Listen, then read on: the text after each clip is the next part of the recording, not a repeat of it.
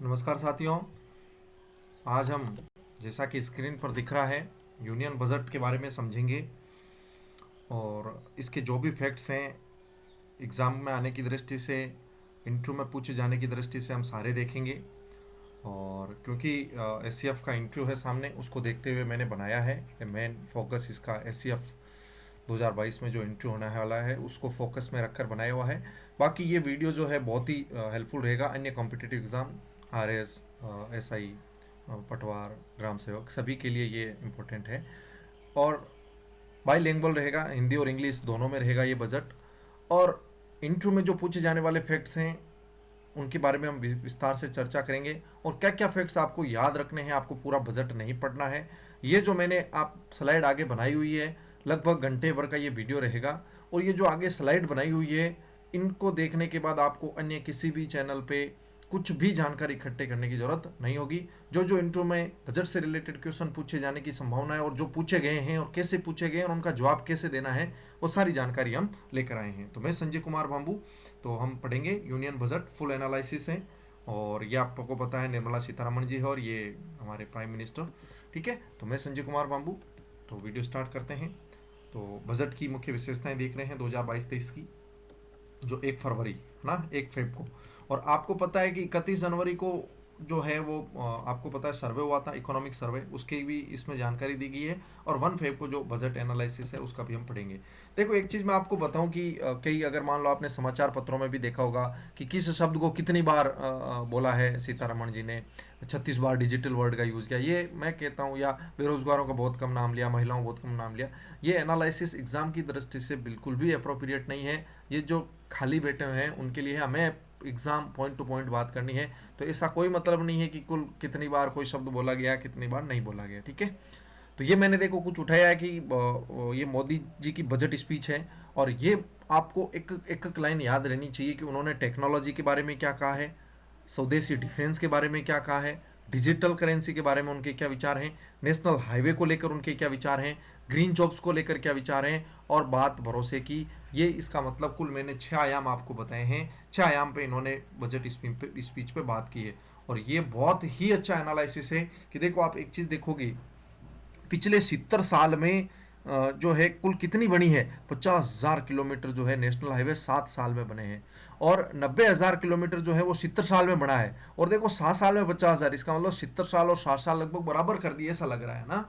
तो ये एक डाटा है, आपको याद रखना है। और ग्रीन जॉब्स के बारे में बात करनी है। और स्वदेशी डिफेंस के बारे में क्या कहा, यूपी और तमिलनाडु में डिफेंस कॉरिडोर विकसित कर रहा है।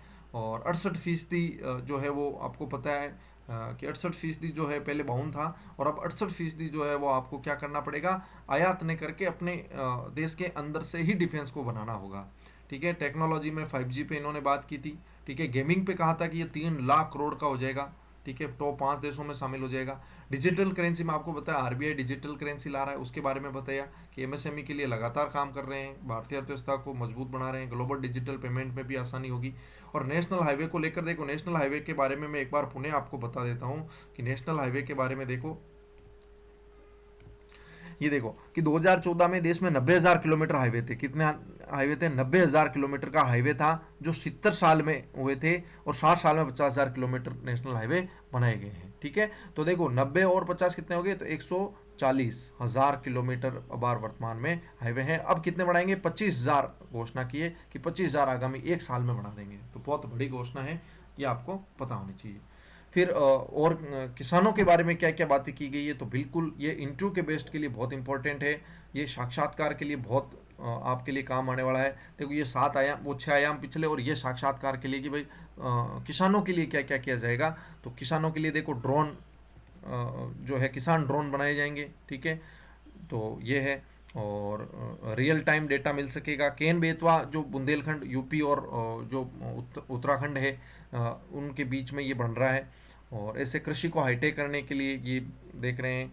और 85% छोटे किसानों पर ध्यान केंद्रित कर रहे हैं। नेचुरल फार्मिंग कॉरिडोर जो है वो 2,500 किलोमीटर लंबा होगा। इसका मतलब आप ये कह सकते हैं नेचुरल फार्मिंग कॉरिडोर बनाया जाएगा। ठीक है, मोटे अनाज को आपको पता है प्रोत्साहन दे रही है, 2022 को मोटे अनाज का साल भी घोषित किया है। और सोलर पंप आपको पता है कि सोलर पंप वाली स्कीम है ही, तो उस हिसाब से बता दिया। और फर्टिलाइजर में भी जो सब्सिडी है वो देखो 79,000 से बढ़ाकर 1.05 लाख करोड़ बना दी गई है। और ये आपको पता है सोलर पंप वाली वो कुसुम योजना, ठीक है, कुसुम योजना ABC घटक, ठीक है, तो ये आप देख लेना। फिर देखो, अब एक बार इंटरव्यू में ये भी पूछा गया था कि जैसे ये एक बार जीडीपी है, ये जीडीपी का डाटा है, तो देखो जीडीपी को कहाँ से कहाँ तक लेके गए। मोदी जी ने खुद कहा था, मोदी जी ने कहा था कि पहले हम जब आए थे तब 110 लाख करोड़ की जीडीपी थी और आज वर्तमान में 230 लाख करोड़ की जीडीपी है। तो वर्तमान में यदि कहें तो कितनी जीडीपी का आकार है, 230 लाख करोड़ जीडीपी का आकार है, ये मोदी जी के शब्द थे। और एक्सपोर्ट भी कितना हो गया, 4.76 लाख करोड़ है। ये मैंने जो मुख्य मुख्य बातें हैं आपके जानकारी के लिए जुटाए हैं। और देखो, एक बार ये इंटरव्यू में क्वेश्चन पूछा गया था कि राजस्थान की जो जीडीपी है वो भारत की जीडीपी का कितना प्रतिशत होगी। तो अब हम क्या कहेंगे कि जैसे ही हमारा बजट आएगा राजस्थान का, तो उसकी जीडीपी कितनी है और भारत की जीडीपी कितनी है, उसका परसेंटेज निकाल लेना। ये मोस्ट इंपॉर्टेंट क्वेश्चन रहता है, क्या योगदान है राजस्थान की जीडीपी का भारत में, ये एक इंपॉर्टेंट रहता है। फिर देखो, अगर हम बात करें बजट की, तो बजट जो शब्द है वो मेंशन्ड नहीं है हमारे संविधान में। तो संविधान में बजट नाम का कहीं भी शब्द मिलता नहीं है, हालांकि हम पढ़ा बजट रहे हैं, लेकिन संविधान में इसका कहीं उल्लेख नहीं है। तो फिर संविधान में इसको क्या कहा गया है, संविधान में इसको एनुअल फाइनेंशियल स्टेटमेंट कहा गया है। इसको बोलते हैं वार्षिक वित्तीय विवरण, वार्षिक वित्तीय विवरण। तो इसका क्या नाम दिया गया है, वार्षिक वित्तीय विवरण जो है ये नाम मिलता है। कौन से अनुच्छेद में मिलता है, ये अनुच्छेद 112 में मिलता है। तो अनुच्छेद 112 में जो है वो वार्षिक वित्तीय विवरण मिलता है। 112 से 117 तक टोटल बजट की बात की गई है, बिल्कुल हम सभी जानते हैं। और 266 में आपको पता है संचित निधि है। कंसोलिडेट फंड का मतलब होता है संचित निधि।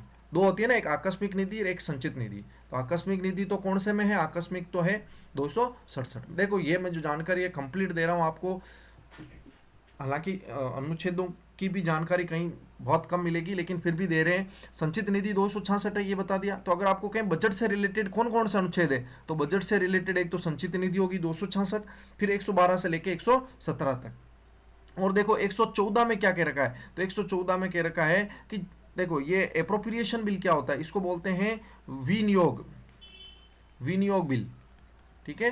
तो विनियोग विधेयक कह सकते हो एक तरीके से। तो इसका मतलब क्या होगा कि जब भी आपको संचित निधि से, जब भी आपको संचित निधि से कोई भी, अब आपने बजट बना दिया तो बजट से पैसा कहाँ से आएगा, बजट से पैसा संचित निधि से आएगा। और संचित निधि से आएगा तो इसके लिए आपको क्या बनाना पड़ेगा, एक विधेयक पास करके ही उस पैसे को उठाया जा सकता है, ऐसे नहीं उठा सकता। ये 114 में बात की हुई है। ऐसे देखो हल्के फुल्के मैं सारे अनुच्छेदों के बारे में बता देता हूँ। देखो एक बार देखें कि देखो अनुच्छेद 112 के बारे में मैं आपको थोड़ी सी जानकारी दूं। तो 112 में आपको पता है वार्षिक वित्तीय विवरण के बारे में जानकारी है, वार्षिक वित्तीय विवरण। और जो संचित निधि पे भार है वो दे रखा है, संचित निधि पे भारित, ठीक है। तो संचित निधि पे भारित का मतलब जैसे मान लो राष्ट्रपति का वेतन कहां से निकलेगा, तो संचित निधि से। तो ये तो फिक्स है, ये तो फिक्स्ड है, ये संचित निधि से पैसा निकलना ही निकलना है। लेकिन क्या होता है कि एक अनुच्छेद 113 होता है। अनुच्छेद 113 में क्या बात कह रखी होती है, अनुच्छेद 113 में बात कह रखी होती है कि संचित निधि से खर्च के लिए अपेक्षित अन्य राशियां, कि वो तो भारित तो है ही, ये अन्य राशियां हैं संचित निधि से। तो अन्य राशियों का जो कॉलम है वो अनुच्छेद आपको कौन सा दे रखा होगा, 113, कि संचित निधि से भारित जो अन्य राशियां हैं। अब अन्य राशियों में क्या होते हैं, अन्य राशियों के बारे में थोड़ी अगर जानकारी दे देता हूं, तो ये क्या होते हैं, इनके लिए विभागीय समितियां बनी होती है। क्या बनी होती है, विभागीय समितियां बनी होती है, जो ये तय करती है कि कितना कितना पैसा किस किस मद में जाना चाहिए। टोटल 109 मद होती है, मद का मतलब हेडिंग्स। तो कौन से मद में कितना पैसा जाएगा, इसके लिए विभागीय समितियां बनाई हुई रहती है। और अपने अभी देखें भारत में 24 विभागीय समितियां, जिसमें 16 लोकसभा की और 8 क्या है राज्यसभा की। इसमें अधिकतम 31 सदस्य हो सकते हैं। ये एक्स्ट्रा जानकारी मैं बता रहा हूँ कि अधिकतम 31 सदस्य हो सकते हैं। 109 मद हैं, टोटल 24 विभागीय समितियां जो ये तय करती है कि कुल कितना पैसा आपको पहुंचाना, इधर उधर भेजना चाहिए, ये है। और अनुच्छेद 114 अभी हम अनुच्छेद 114 हम अभी देखे हैं, विनियोग विधेयक। इसका मतलब आपको जब भी संचित निधि से पैसा निकालना होगा, आपको एक विधेयक लाना होगा और लोकसभा में उसको पास कराना होगा। इसको बोलते हैं विनियोग विधेयक, संचित निधि से पैसा निकालना, ठीक है। क्योंकि बजट है तो पैसा चाहिए, और पैसा संचित निधि से निकलेगा, तो निकलेगा कैसे, विनियोग विधेयक की सहायता से। तो संचित निधि से पैसा, ये आपको मैं बजट, या हालांकि बजट का पार्ट है, फिर भी मैं आपको बता रहा हूँ कि इस वीडियो में देखते देखते ये आपकी जानकारी मजबूत हो जाएगी, ठीक है। फिर अगर इसमें इंपॉर्टेंट देखें तो एक अनुच्छेद 116 है। अनुच्छेद 116 में क्या होता है कि आपको इसमें लेखा अनुदान मिलता है। लेखा अनुदान की क्या बात है, देखो लेखा अनुदान का मतलब क्या होता है? इसका मतलब जैसे अभी देखो, अभी बजट पास हुआ 1 फरवरी को, और आपको पता है इसको पास होते होते, क्योंकि अभी बजट सत्र चल रहा है, लगभग मई आ जाएगा इसको पास होते होते। ऐसा नहीं है कि बजट जिस दिन इसी दिन पास हो जाता है 1 फरवरी को, इसकी कुछ प्रोसेस होती है, तो ये मई में जाके पास होगा। तो हमें पता है जो नया फाइनेंशियल ईयर है वो तो 1 अप्रैल से स्टार्ट हो जाएगा, तो 1 अप्रैल से जब तक ये पास होगा तब तक बजट चलेगा कैसे? तो इसके लिए कुछ अनुदान आपको संचित निधि से निकलवाना होता है। इसके लिए आपको अनुच्छेद 116 का इस्तेमाल करना पड़ता है कि जो 2 महीने जब तक बजट पास नहीं हो जाता तब तक सरकार को कुछ खर्च करने के लिए पैसा चाहिए संचित निधि से, तो उसको बोलते हैं लेखा अनुदान। ठीक है। और अनुच्छेद 117 का मतलब है, अनुच्छेद 117 में क्या बात कह रखी होती है? अनुच्छेद 117 में वार्षिक कराधान विधेयक की बात कह रखी है। देखो ये हेडिंग याद रख लेना, वार्षिक कराधान विधेयक। अब इसका मतलब क्या अभी बता देता हूं।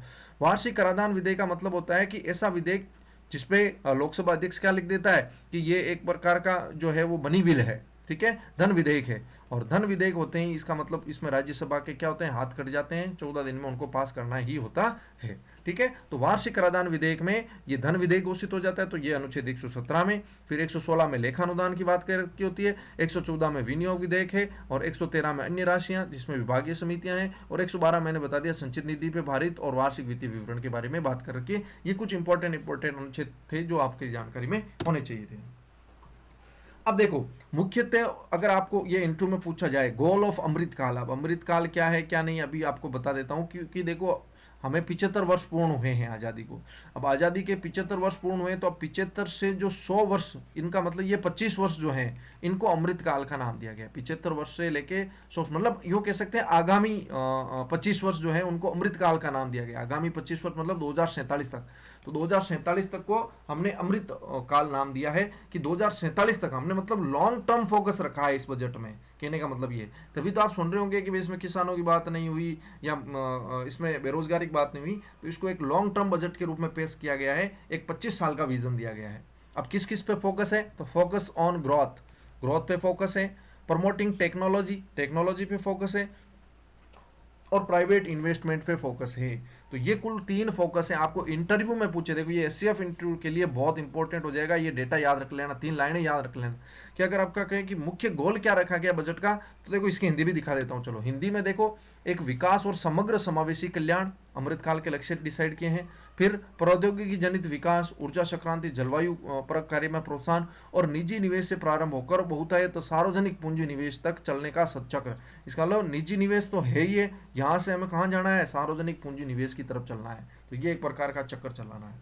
ठीक है। तो इसका मतलब देखो ये साइकिल होना चाहिए, कहाँ से स्टार्ट होगा, प्राइवेट इन्वेस्टमेंट से स्टार्ट होकर पब्लिक कैपिटल इन्वेस्टमेंट तक ले जाना है। प्रमोटिंग टेक्नोलॉजी है, development, energy transition, climate action का भी इसमें नाम लिया गया है। फोकस ऑन ग्रोथ है, all inclusive welfare, all inclusive welfare का मतलब होता है समग्र समावेशी कल्याण। तो ये 3 पॉइंट आपको पता रहना चाहिए अमृतकाल के हिसाब से। ठीक है, ये 3 पॉइंट आपको पता रहना चाहिए। ठीक है। फिर देखो, फिर इसमें देखो 4 प्रायोरिटीज हैं। इसका मतलब मुख्यतः हमने 4 प्रायोरिटीज दी, किसको? एक तो पीएम गति शक्ति को, दूसरा इंक्लूसिव डेवलपमेंट को, तीसरा productivity enhancement and investment, sunrise opportunity, energy transition and climate change, फिर फाइनेंसिंग ऑफ इन्वेस्टमेंट। हिंदी दिखा देता हूँ कि पीएम गति शक्ति, फिर समावेशी विकास, निवेश का वित्त पोषण, उत्पादकता संवर्धन और निवेश, उदयमान अवसर, ऊर्जा संक्रांति और जलवायु प्रकार्य। ये देखो ये सेकंड वाला ही है, मुख्यतः एक तरीके से कहें तो ये पॉइंट जो है वो सेकंड वाला ही है। ठीक है। तो 4 प्राथमिकताएं आपको इंटरव्यू में पूछी जा सकती है। गति शक्ति के बारे में आगे हम पढ़ेंगे अभी, और 4 प्राथमिकताएं पूछी जा सकती है, और अमृतकाल के लक्ष्य पूछे जा सकते हैं। ये इंटरव्यू के लिए बहुत इंपॉर्टेंट रहेगा, ये सभी बच्चे याद कर लें, और निश्चित ही पूछा जाएगा, इसमें कोई दोहराए नहीं है। ठीक है। तो आपको ये जो मैंने हिंदी भी साथ की दी और इंग्लिश भी, ताकि आपको याद रखने में आसानी हो। कोई को क्या होता है कि कुछ वर्ड इंग्लिश में अच्छे याद होते हैं, कुछ हिंदी में जल्दी याद हो जाते हैं, तो इसलिए मैंने दोनों साथ में दिए हैं। और ये देखो इधर जीडीपी दे रखी है, तो आपको पता है हमारी जो जीडीपी है वी शेप है। इसका मतलब कोरोना के बाद हमारी जीडीपी की रिकवरी कैसे हुई है? वी शेप की हुई है। इसका मतलब जैसे पहले थी वैसे की वैसी आ गई है, ये वी शेप रिकवरी बोलते हैं। एक के शेप भी नाम आता है, लेकिन पूछ ले चलो इंटरव्यू में। के शेप का मतलब होता है कि जो धनी वर्ग है वो तो बढ़ रहा है, लेकिन जो कमजोर वर्ग है वो घट रहा है। तो ये आशा जताई जाती थी कि भाई कोरोना में ये कहीं के शेप ना आ जाए, लेकिन ऐसा जताया जा रहा है कि नहीं, वी शेप आई है, के शेप नहीं आई है। ठीक है। फिर देखो यूनियन बजट के बारे में, तो ये जो है अप्रैल 1 मार्च से 30 मार्च 31 तक होगा, नेक्स्ट फिजिकल ईयर होगा इसमें। ठीक है। और इसमें क्या होता है, ये एक्सपेंडिचर्स और रेवेन्यू का स्टेटमेंट होता है, सभी को पता है, ठीक है। और अब देखो मैं कुछ डायग्राम की सहायता से बताना चाह रहा हूँ कि बजट जो शब्द है वो फ्रेंच भाषा का है। पहली चीज़ तो आपको इंटरव्यू के लिए इंपॉर्टेंट हो जाएगा कि फ्रेंच वर्ड का है बजट जो शब्द है, हालांकि संविधान में उल्लेख नहीं है, फिर भी कौन सी भाषा का है, फ्रेंच भाषा का है, जो बोगेट से बना है। बोगेट का मतलब होता है लेदर बैग, इसका मतलब ये लेदर बैग जो देखो ये इधर इनके पास है, तो ये लेदर बैग है।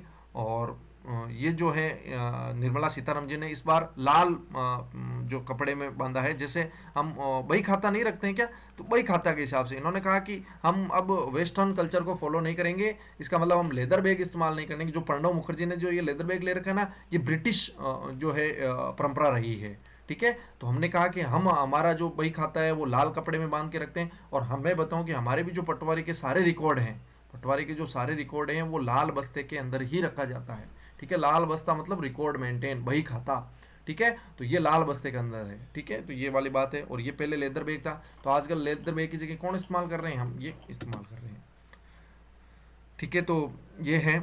और बही खाता मैंने बता ही दिया, 2019 से स्टार्ट किया है, 2019 में इसको रिप्लेस किया था, 2019 में बही खाता बनाया था। अब क्या 2019 में तो क्या था कि अब देखो, अब इस बार टेबलेट यूज किया था 2021 में, 2019 में तो बही खाता था लेकिन इसमें कागज थे।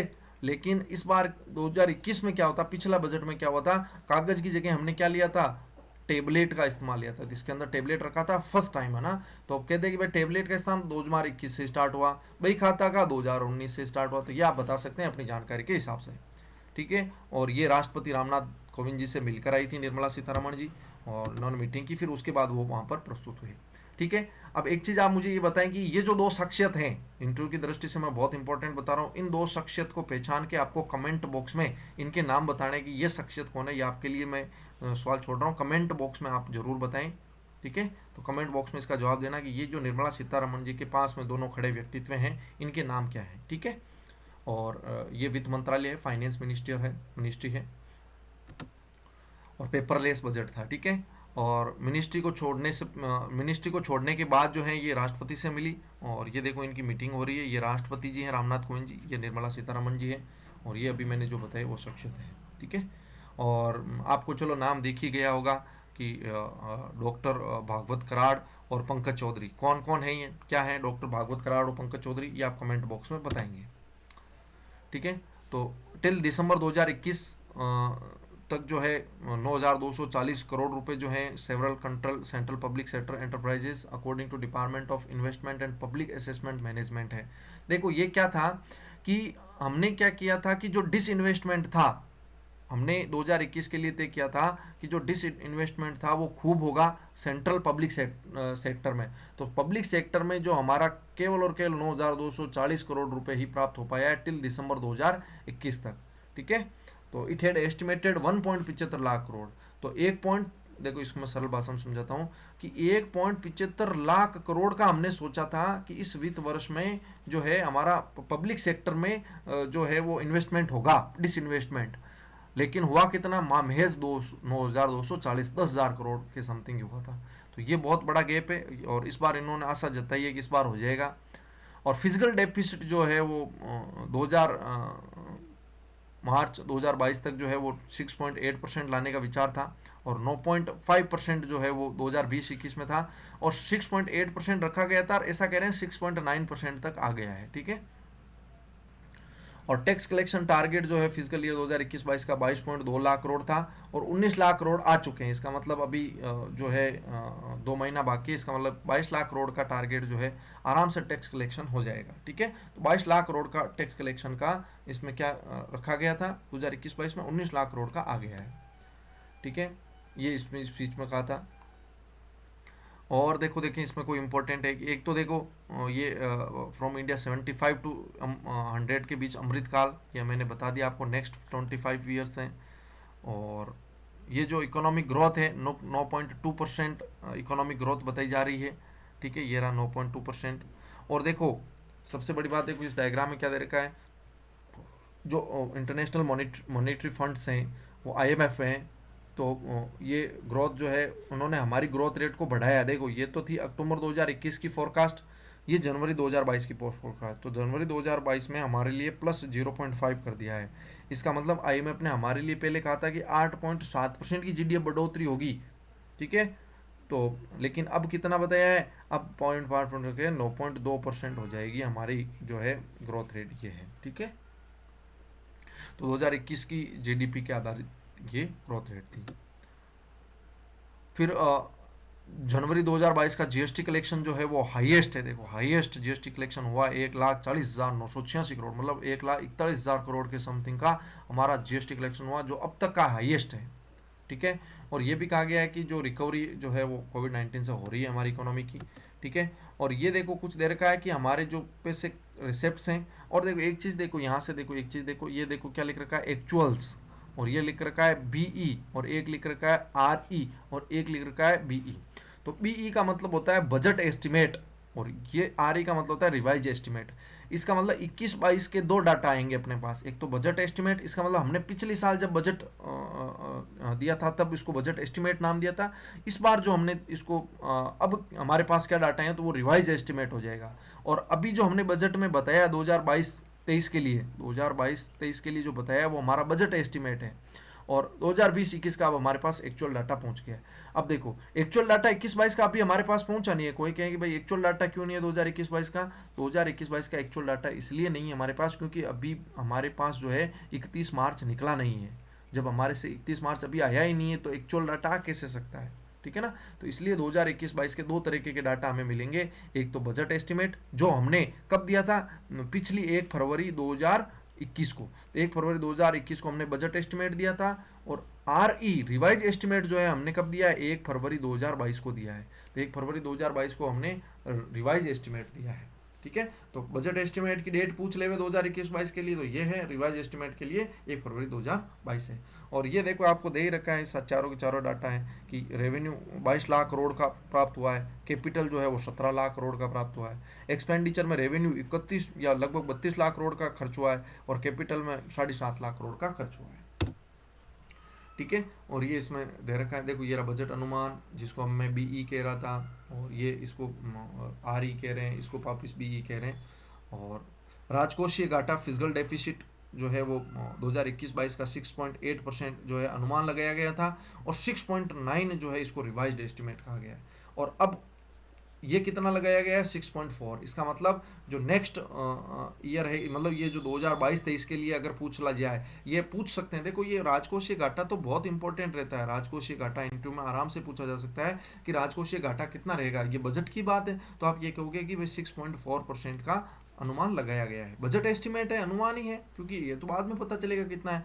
हाँ, अगर पूछ ले कि भाई 2021-22 के लिए क्या अनुमान लगाया था, तो आप कहेंगे सर 6.8, तो वो पूछेंगे फिर कि क्या 6.8 रहा, नहीं आप कहेंगे नहीं हमने रिवाइज एस्टिमेट में 6.9% रखा है।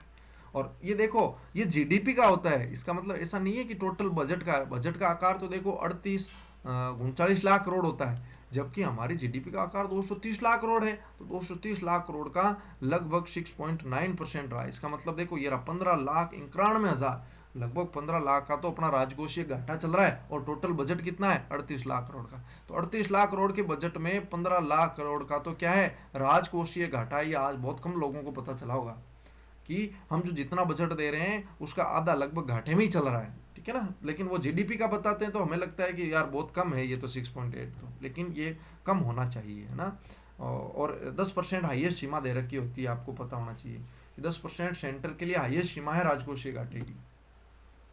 और मनी कम्स फ्रॉम, ये तो देखो आरएस मेंस के लिए भी बहुत इंपॉर्टेंट है, और इंटरव्यू के लिए भी बहुत है कि पैसा आएगा कहाँ से, ठीक है। सिर्फ इंटरव्यू के लिए भी इंपॉर्टेंट है कि पैसा आएगा कहाँ से, तो आपको बताना होगा कि ये एक नंबर आएगा, पैसा पहला नंबर यहाँ से आएगा, बोरोइंग्स एंड अदर लाइबिलिटीज, 35% जो पैसा है वो उधार और अन्य देयताओं से आएगा। सेकंड नंबर क्या आएगा, तो सेकंड नंबर अपनी जीएसटी है, 16% जो है पैसा जीएसटी से आएगा, ये 2 नंबर। तो देखो 1 नंबर उधार एवं अन्य देयताएं, 2 नंबर जीएसटी, फिर 3 नंबर पे संयुक्त रूप से निगम कर और आयकर हैं, तो 3 नंबर पे ये है, 3 नंबर पे ये है, दोनों क्या है 15% है, ठीक है। और 4 नंबर फिर हमें किसी को देना पड़ेगा, या तो इसको 3-4 मान लो, अगर इसको 3-3 दे रहे हो तो हमें फिर एक आप ये ले लेना 4 नंबर केंद्रीय उत्पाद शुल्क, जो एक्साइज ड्यूटी है, सेंट्रल एक्साइज ड्यूटी, ठीक है। तो सेंट्रल एक्साइज ड्यूटी जो है वो 7% है। तो चार मुख्यतः आपने देख, ये पांच होगी एक तरीके से।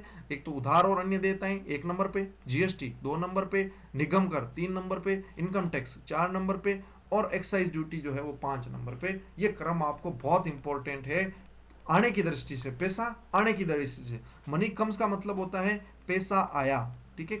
तो कहाँ कहाँ से आया पैसा? संचित निधि में आता है पैसा, आपको बताइए पैसा कहाँ जाएगा? संचित, अभी हम बता के आए हैं 112 पे संचित, 266 में दे रखा है संचित निधि। तो पैसा संचित निधि में कहाँ से आएगा? तो उधार से आएगा। तो पहला 35% उधार से आएगा। फिर आपको सेकंड नंबर जीएसटी से आएगा, ये लो जीएसटी। थर्ड नंबर पे आपको पता होना चाहिए कॉरपोरेशन टैक्स और जो इनकम टैक्स है ये आएगा।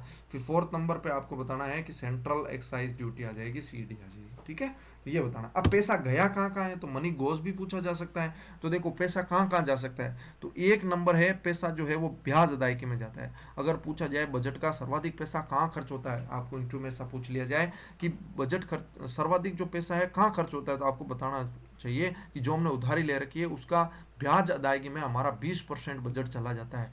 तो 100 में से 20% बजट तो हम केवल ब्याज चुका रहे हैं, जो बहुत बड़ी बात है, ठीक है। ये एक नंबर पे पैसा जा रहा है। फिर दो नंबर पे इधर देखो ये रहा कि करों और राज्यों करों और शुल्कों में राज्यों का हिस्सा। इसका मतलब जो भी हमारे पास टैक्स आया है उसमें हमें वापस लौटाना पड़ेगा राज्यों को। तो दो नंबर जो है पैसा जो है राज्यों को लौटाने में चला जाएगा।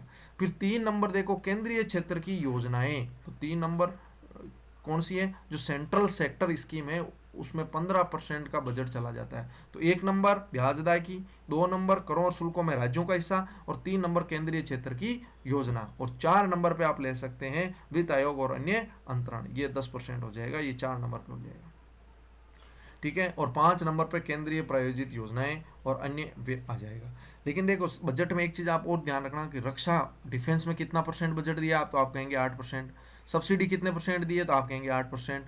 पेंशन में कितना परसेंट जा रहा है, 4%, ठीक है। तो इसका मतलब 8 8 16 4 20% जो बजट है वो किस में जा रहा है? एक तो बजट डिफेंस में जा रहा है, प्लस सब्सिडी में जा रहा है, प्लस सब्सिडीज में जा रहा है, और प्लस किस में जा रहा है? पेंशन में जा रहा है। तो ये भी आपको डाटा याद रहना चाहिए कि 20% पैसा तो डिफेंस सब्सिडी और पेंशन में, 20% ब्याज इंटरेस्ट में, 10% वित्त आयोग के अंतरण पर, 17% करों में राज्यों का हिस्से में, और 15% जो है क्षेत्रीय स्कीम है। ये बहुत इंपॉर्टेंट डेटा आपको याद रखना है, ठीक है।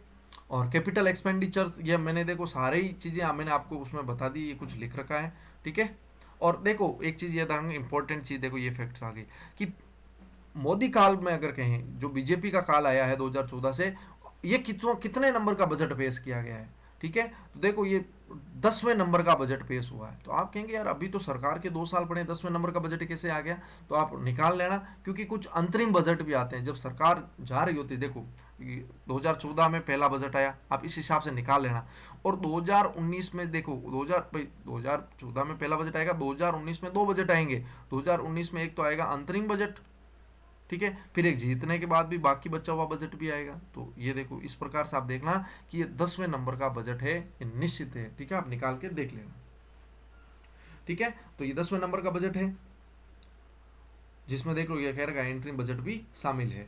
और इसमें क्या कह रखा है कि this year was her fourth budget after 2019, 20, 21 और ये 22। तो निर्मला सीतारमण जी का ये चौथवां बजट है, आपको पता होना चाहिए, ठीक है। और तो बाकी ठीक है, इसमें कोई ज़्यादा आप एक बार पढ़ लेना इसको ना, कोई इसमें नहीं है। अब देखो जो कैपिटल एक्सपेंडिचर है वो बढ़ रहा है। आपको एक बात ये कहेंगे कि कैपिटल जो एक्सपेंडिचर है वो हर साल बढ़ रहा है, ठीक है। और scheme for financial assistant state capital investment, ये 15,000 करोड़ का रिवाइज एस्टिमेट है। और ये आप एक बार इसको देख लेना। फिजिकल डेफिसिट मैंने बता दिया कि 6.8 कहा गया था, लेकिन आया कितना? 6.9 आया था।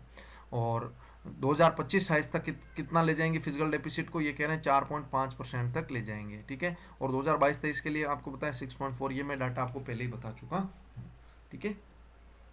और 50 ईयर इंटरेस्ट फ्री लोन राज्यों को दे रहे हैं, अगर मान लो किसी राज्य को चाहिए, तो ये भी इसमें व्यवस्था की गई है बजट में। और 15वां जो वित्त आयोग है उसकी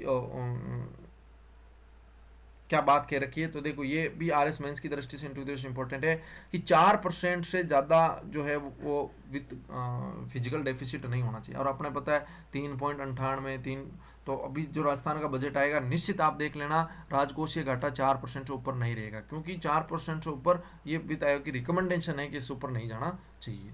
ठीक है, और 0.5 will be tied power sector reform से है। ठीक है, और आप इसमें और देख लेना। ठीक है, ये कुल अंतरण था, मैंने बताया था कि total transfer to states and union territories, ये सेकंड नंबर का एक्सपेंडिचर था, वो देख लो कितना हो रहा है, 16.12 लाख करोड़ जो है एक्सपेंडिचर होगा 2022-23 में। ठीक है, तो ये भी बता सकते हैं कि 16.12 लाख करोड़ जो है वो राज्यों को संचित निधि से दिया है केंद्र सरकार ने। ठीक है, ये डाटा भी इंपॉर्टेंट हो जाएगा।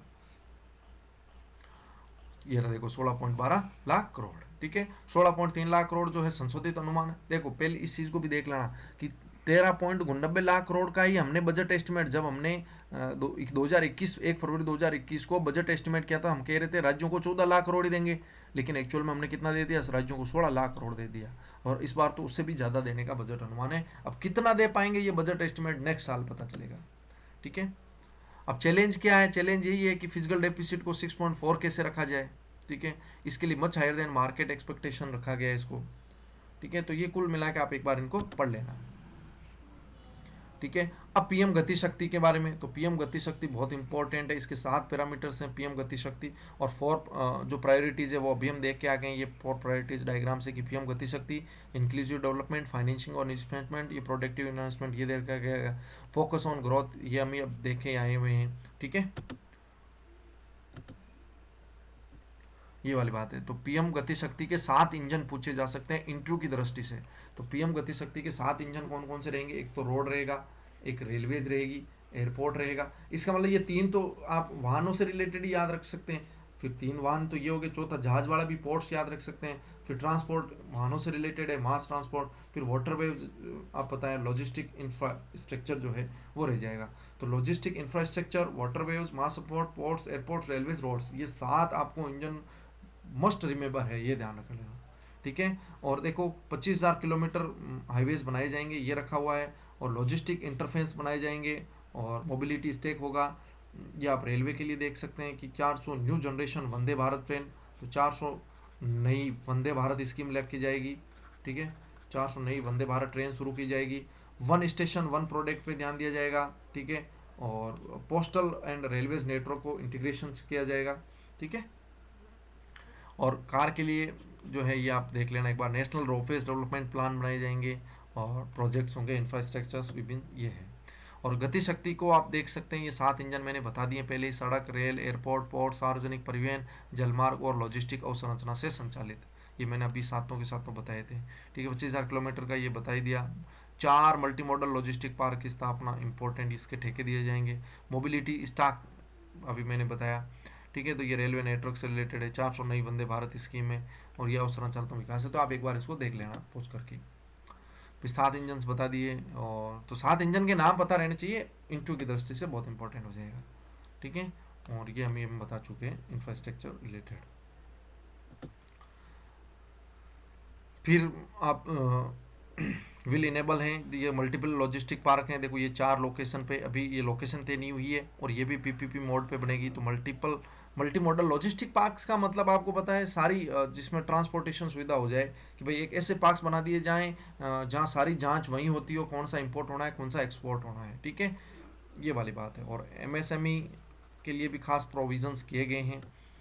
ठीक है, वन स्टेशन वन प्रोडक्ट हैं। 2,000 किलोमीटर ऑफ रेल नेटवर्क बनाया जाएगा, जिसको टेक्नोलॉजी कवच जो है वो रेलवे से रिलेटेड हो जाएगा। 400 न्यू जनरेशन वंदे भारत आ जाएगा, अगले 3 सालों में मैन्युफैक्चर होंगी। ठीक है, ये बात है। बाकी 8 रोपवेज बनाए जाएंगे। आपको पता है रोपवे क्या होते हैं, पहाड़ी जो दुर्गम क्षेत्रों में हैं वहाँ ट्रांसपोर्टेशन के लिए। और एक पीएलआई स्कीम, ये बहुत इंपॉर्टेंट, ये आपके इंटरव्यू में पूछी जा सकती है, पीएलआई स्कीम। और पीएलआई स्कीम से तो यहाँ तक कह दिया गया है कि इसमें 60 लाख न्यू जॉब्स का पोटेंशियल है, पीएलआई स्कीम है। ठीक है, और additional production of 3 lakh crore during next 5 year, कि 3 लाख करोड़ कमा सकते हैं अगले 5 सालों में। ठीक है, और 60 लाख जॉब मिल सकती है इस पीएलआई स्कीम से। ठीक है, तो ये ध्यान रखना, पीएलआई स्कीम बहुत इंपॉर्टेंट है। Production linked incentive scheme for achieving Atmanirbhar Bharat has received excellent response. इसका मतलब आप जो भी प्रोडक्शन करोगे सरकार उसके लिए आपको क्या देगी, इंसेंटिव देगी।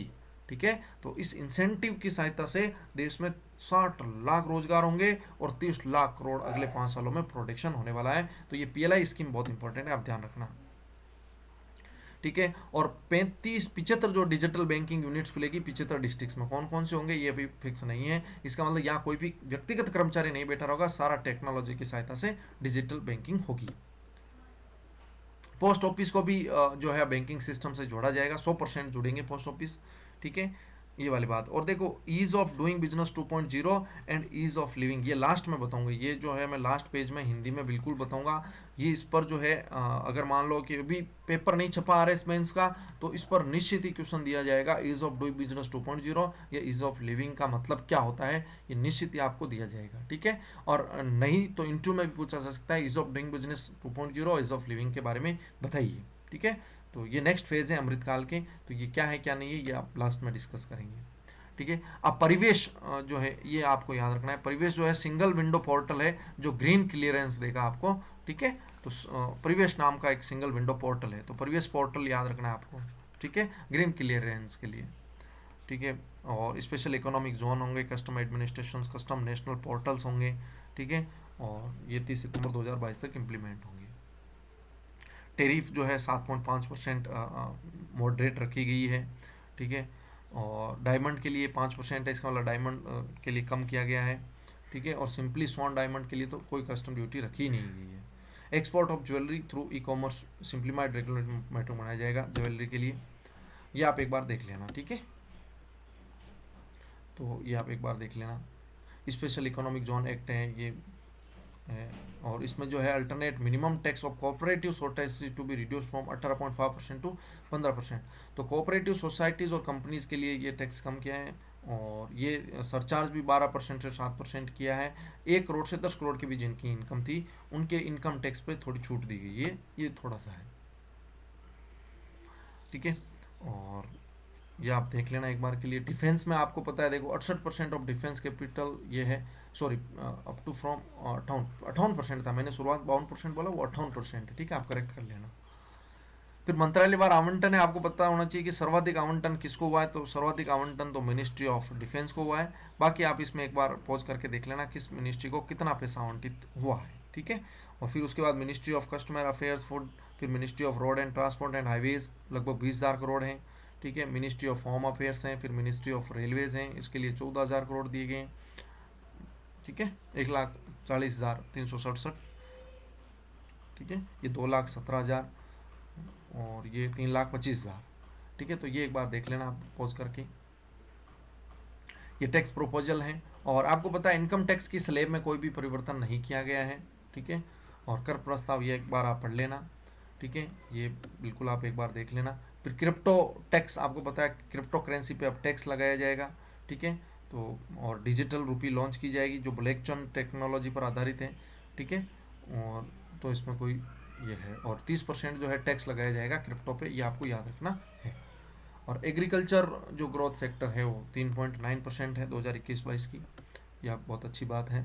फिर कृषि एवं खाद्य प्रसंस्करण के लिए भी, क्योंकि हम कृषि एवं खाद्य प्रसंस्करण अच्छा टॉपिक है, इसमें भी आपसे पूछा जा सकता है, ये आप एक बार देख लेना। केमिकल फ्री नेचुरल फार्मिंग जो की जाएगी, कहाँ की जाएगी, जो गंगा रिवर है उसके 5 किलोमीटर वाइड, मतलब जैसे ये गंगा रिवर बह रही है तो इसके 5 किलोमीटर इधर और 5 किलोमीटर इधर जो है केमिकल फ्री नेचुरल फार्मिंग की जाएगी, ठीक है, जिसको हम ऑर्गेनिक फार्मिंग बोलते हैं, इस हिसाब से। किसान ड्रोन की भी बात की गई है, ठीक है। डोमेस्टिक ऑयल सीड्स ये है, नाबार्ड के बारे में बात की गई है। रिवर्स एंड वाटरवेज के बारे में भी बात की गई है कि कैसे रिवर्स और वाटरवेज, हमने कहा था ना कि हमारी जो गति शक्ति में जो वाटरवेव्स हैं वो इम्पोर्टेंट है, तो उनका क्या किया जाएगा ये इसमें कह रखी है। फिर एमएसएमई सेक्टर के लिए क्या किया जाएगा, ये है guarantee cover to be expanded 50,000 crore to total और 5 लाख करोड़, इसका मतलब गारंटी दी जाएगी 5 लाख करोड़ रुपए तक की गारंटी दी जाएगी, ठीक है। और अधिकतम 50,000 करोड़ एडिशनल अमाउंट ऑफ, ये एक बार आप देख लेना, ठीक है। और ये credit guarantee trust for micro and small enterprises, ठीक है, ये गारंटी दी जाएगी। जॉब के बारे में बताया गया है, तो ये है इसमें। और वुमन लेड डेवलपमेंट, तो मिशन शक्ति, मिशन वात्सल्य एंड पोषण 2.0, स्किल के लिए, एजुकेशन के लिए चैनल बनाया जाएगा, ठीक है। और ये शिक्षा, ये स्वास्थ्य, आप हिंदी में एक बार देख लेना इनको। फिर हेल्थ केयर के लिए भी है, फिर सैनिटेशन के लिए, रूरल डेवलपमेंट के लिए, ठीक है। फिर अर्बन डेवलपमेंट के लिए, ये आप एक बार पढ़ लेना, इसमें क्या क्या इंपॉर्टेंट जो मैंने हाईलाइट कर रखी है वो एक बार देख लेना। एनर्जी के लिए, ठीक है। अब वीडियो लंबा हो रहा है इसलिए हम इसको फटाफट करें। नॉर्थ ईस्ट के लिए, ठीक है। ग्रीन इकोनॉमी के लिए, और बैटरी स्विपिंग पॉलिसी ये है। Data connectivity, 5G spectrum options के बारे में बता रखा है। PLI है इसमें भी। टूरिज्म के बारे में दे रखा है। फिर व्यय की संरचना है कि सर्वाधिक व्यय तो हम पहले ही बता चुके हैं कि इंटरेस्ट में सर्वाधिक व्यय होता है। फिर डिफेंस भी देखो खूब व्यय कर रखे हैं। फिर ट्रांसपोर्ट में, पेंशंस में, सब्सिडी में, ठीक है। ये अलग अलग दे रखा है खूब सारे, तो ये है।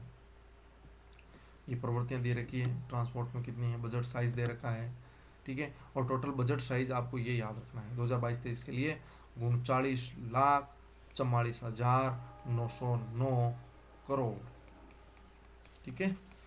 तो 39 लाख करोड़, अब इसको शॉर्ट में 39.5 लाख करोड़ भी कह सकते हैं, या 39 लाख करोड़ के समथिंग कह सकते हैं, क्योंकि 50 से कम है, तो 39 लाख करोड़ के समथिंग हमारा बजट का आकार है। तो इंटरव्यू में ये कन्फर्म क्वेश्चन पूछा जाएगा कि राजस्थान का बजट जो है भारत के बजट का कितना प्रतिशत है।